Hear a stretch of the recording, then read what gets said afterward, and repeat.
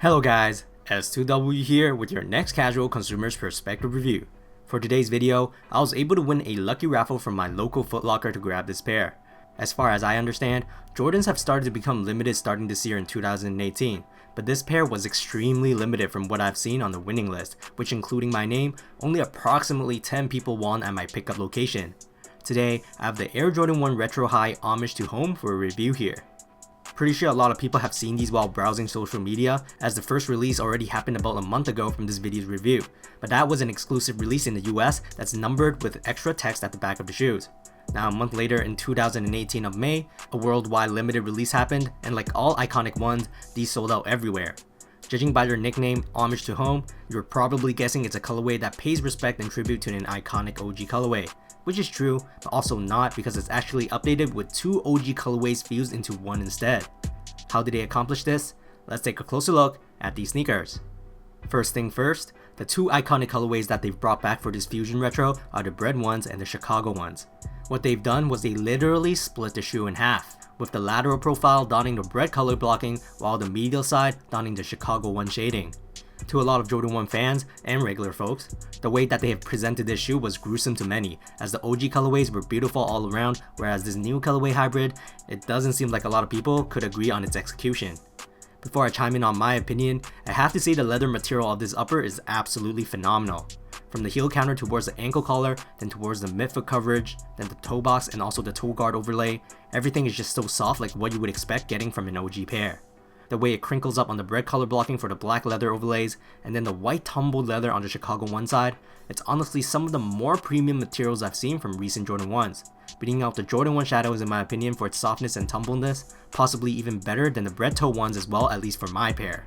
Looking at the side profiles alone, it's just an art piece with its luxurious qualities, but once you look at the inevitable forefoot area, the seam running at the middle that holds the shoe together as one is very obnoxious and funky looking.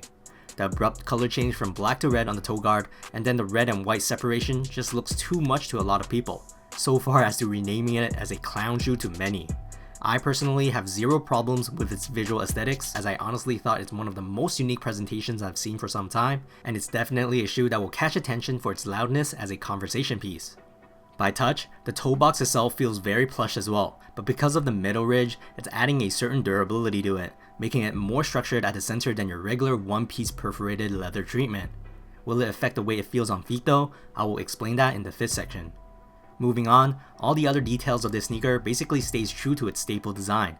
At the ankle collar, we will witness the iconic Jordan Wings logo on the lateral face, with your typical large Nike swoosh on both sides of the sneaker with its intended color blocking.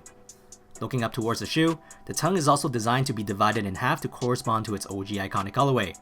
We have the lateral half of the Bred colorway in black, while the medial half of the Chicago 1 in white. This color detailing goes up all the way to the Nike branded patch at the tip, embroidered with the Nike swoosh and text in the color red, which is a shading featured on both sides.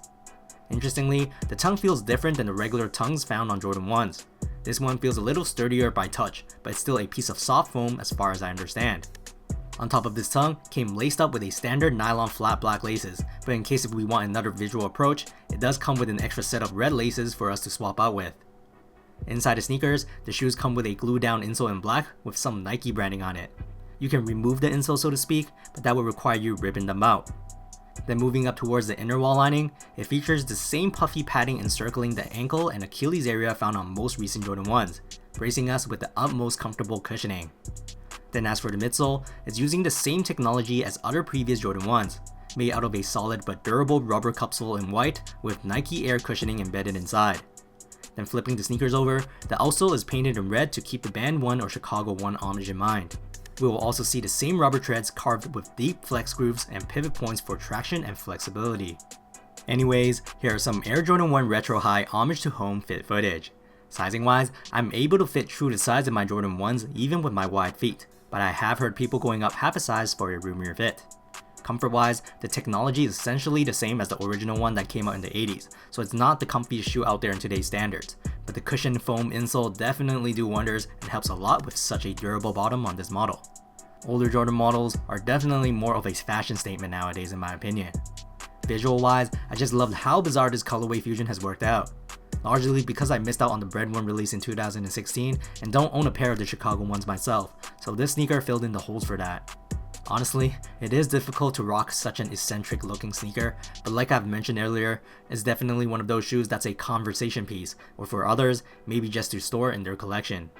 Price wise, these were 215 Canadian dollars before tax, the same as all the other Jordan 1s at retail, but the superb leather quality on this colorway just blew my mind.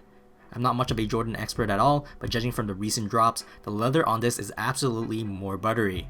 And just so you know on feet, the durable tongue of this shoe and reinforced toe box didn't feel any different from regular ones, but I do expect a different type of creasing on the toe box just because of the way it's sewn together. As always, throw me some likes if you like this video and let me know in the comments what you feel about this sneaker. A lot of people seem to lean on the dislike side, but I'm just glad to be able to secure a pair that I actually liked, especially when it seems like the stock was extremely low around in Toronto. That's it for today, S2W signing off.